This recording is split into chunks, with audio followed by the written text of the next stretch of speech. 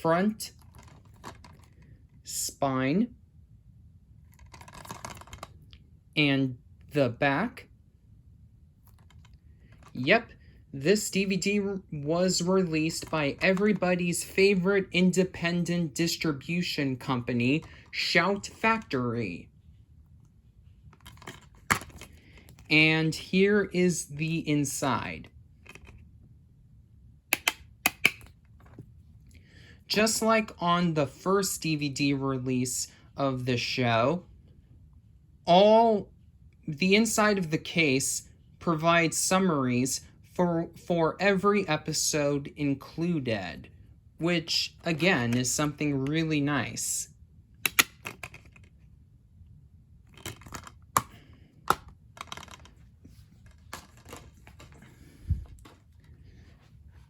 Second, here is iCarly Season 1, Volume 1. iCarly was originally a show my sister Sophia liked more than me, but unlike most of her other favorite shows during her tween years, I wouldn't mind watching it with her. And once she moved with my mom after our parents' divorce, I eventually grew my own appreciation for it. Oh, and now that it's a good time for me to do so, it's time for me to answer the big $1 million question that everybody who saw my Valentine's Day live stream with No Parking Barry and Twisted Danes has been wanting to ask me. Since you've had so many fictional character crushes, Jason, who was your first? Well, the gal who holds not just that honor, but also the honor of being my first crush period, is none other than Samantha Mama Sam Puckett from iCarly. I know what you're thinking. You liked Sam?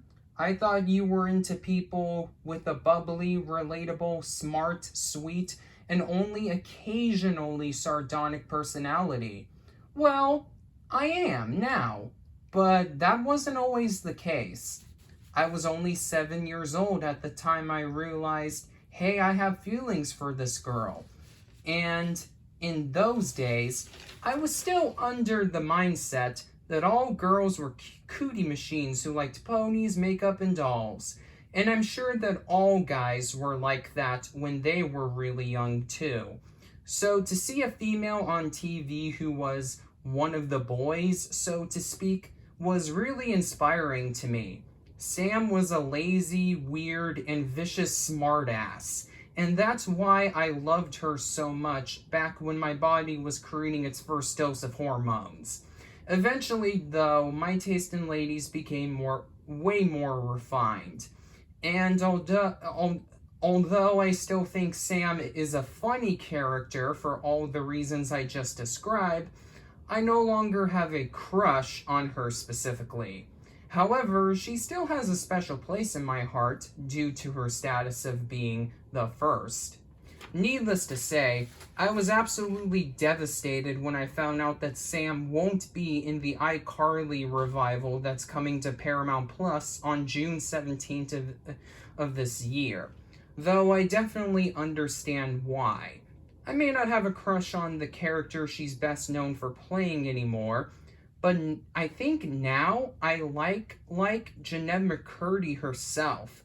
When it comes to what you should do for a living, I firmly believe that you should do something you enjoy doing rather than something that someone else wants you to do.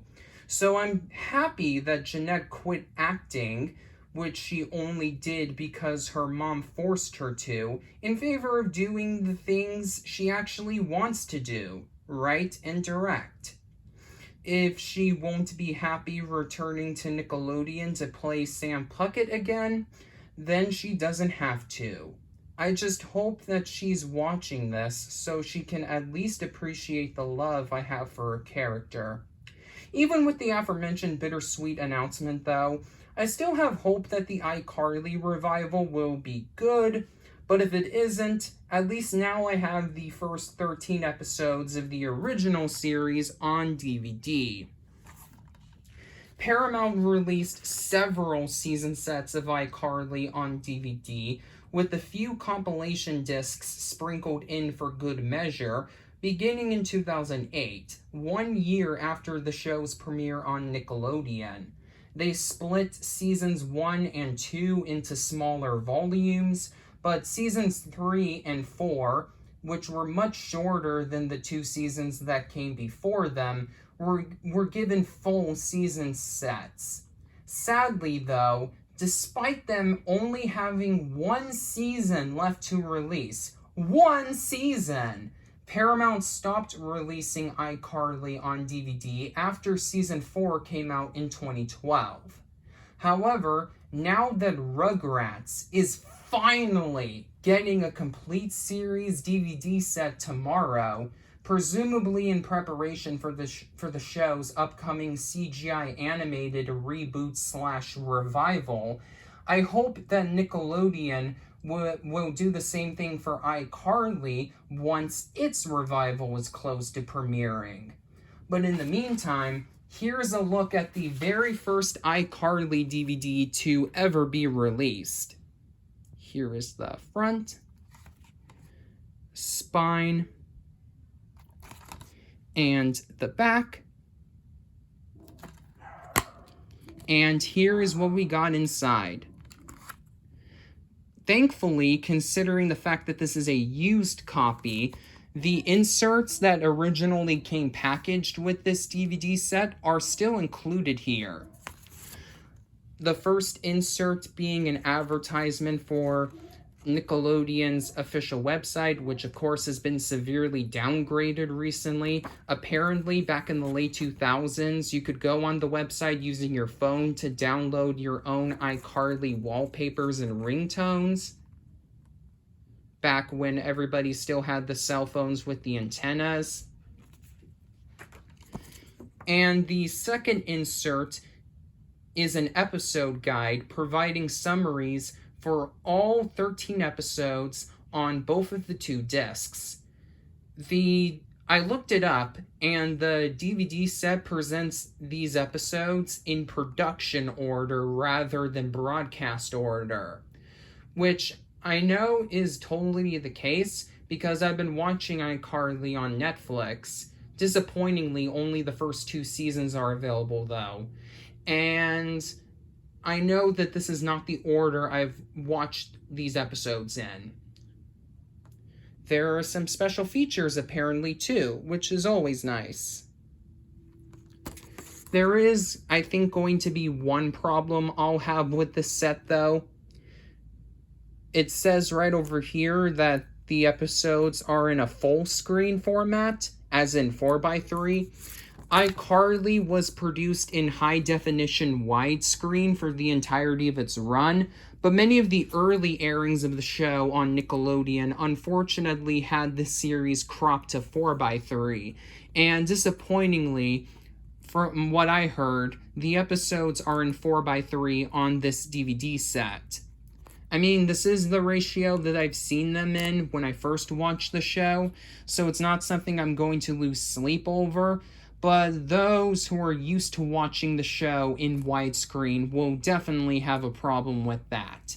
See, so if iCarly does get a complete series set, I would rather have it be a Blu-ray release, so Paramount won't be tempted to just reuse the discs for seasons 1 through 4 from the older releases, and therefore have us deal with a pan and scan situation in this day and age. It makes a little bit sense back in 2008, since there were still a bunch of people who had the square-shaped TV sets, but it would make no sense now. So, unless Paramount is willing to create new discs featuring the episodes in their correct aspect ratio if they were to release a complete series set on DVD, I would rather have a Blu-ray box set. There's some back artwork too. I kind of wish that the episode summaries were featured inside of the case instead of these screenshots from the show's production and the series itself, since the 2 inserts are practically begging to be thrown away since they cover up disc 1.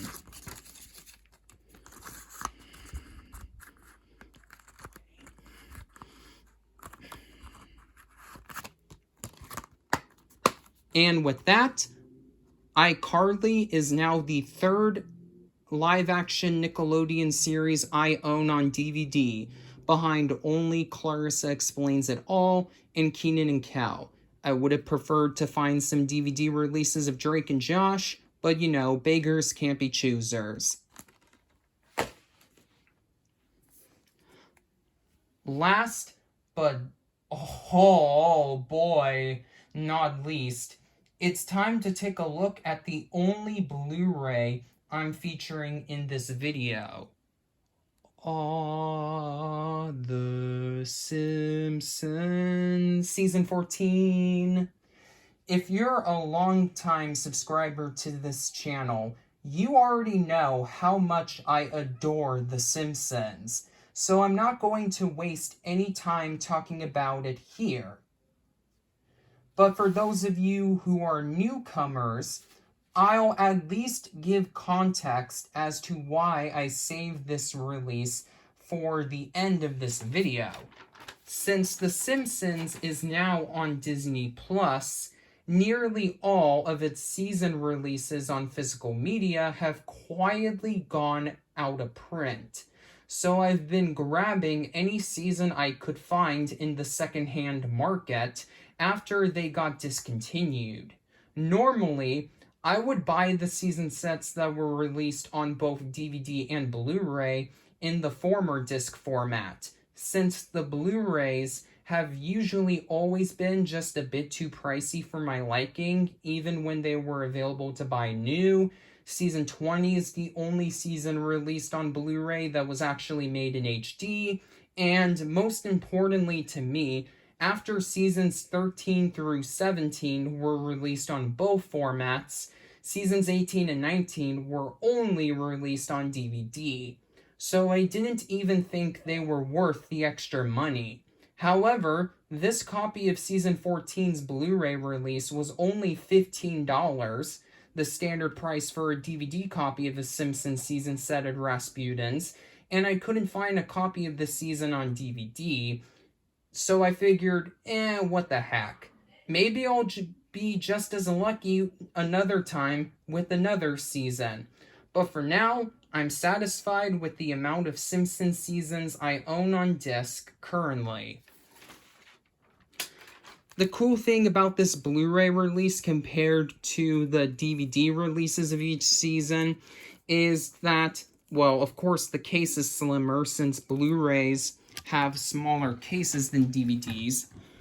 The video quality is starting to get blurry again. Here, let me move this filming location again. And there's a nice slipcover on top that's embossed. And you can see a reflective image of Kodos staring right into your soul. Look, there's me with my camera. Oh no, I hope he's not going to suck my soul. Back away. Back away.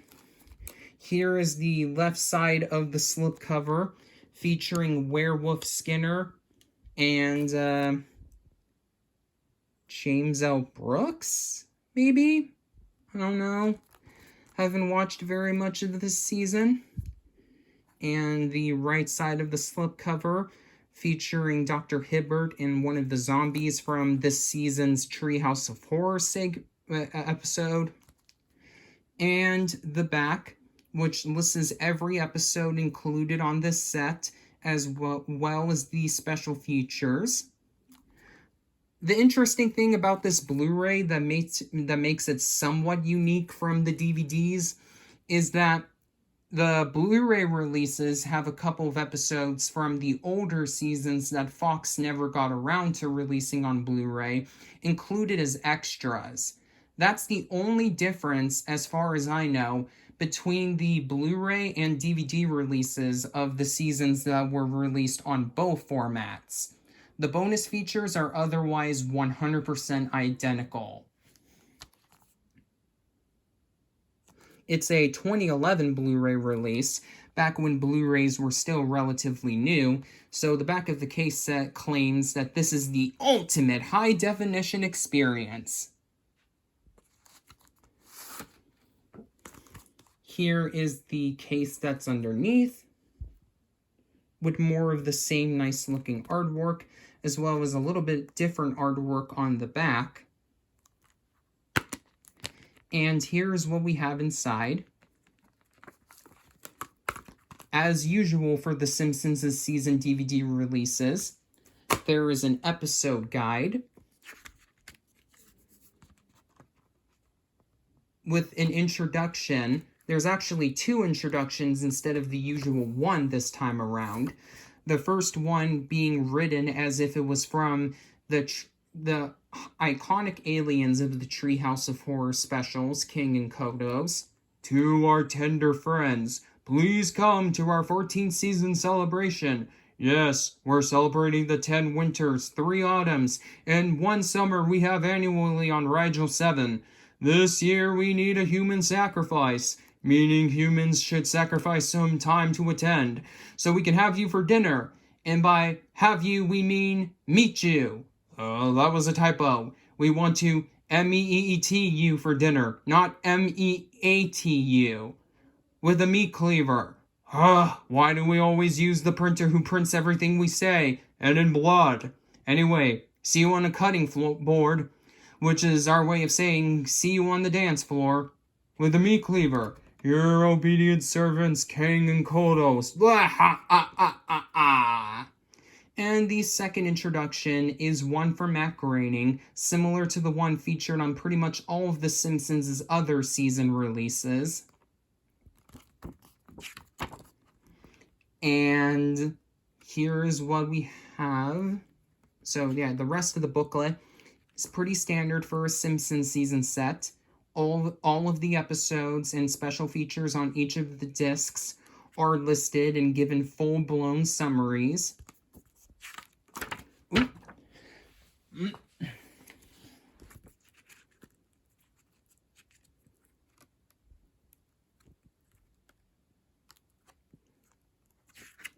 This set includes the final episode of The Simpsons to use traditional cell animation, Helter Skelter. While there were a few episodes that used it before, specifically Radioactive Man, Tennis the Menace, and Treehouse of Horror 13 from earlier in the season, the show wouldn't make the permanent switch to digital ink and paint animation until the next episode, The Grey Louse Detective.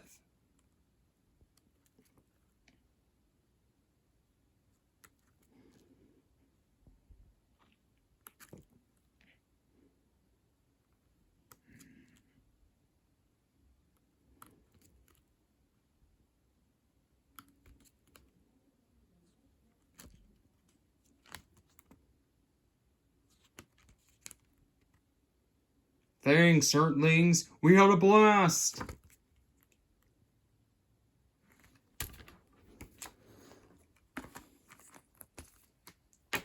Alrighty. As you could probably already tell from King and Kodos being heavily involved in what we've seen of the packaging so far, this season set is Treehouse of Horror themed, with some nice looking back artwork inside the case. Here is Disc 1 featuring Homer, Disc 2 featuring Marge, and finally Disc 3 featuring Bart and Lisa.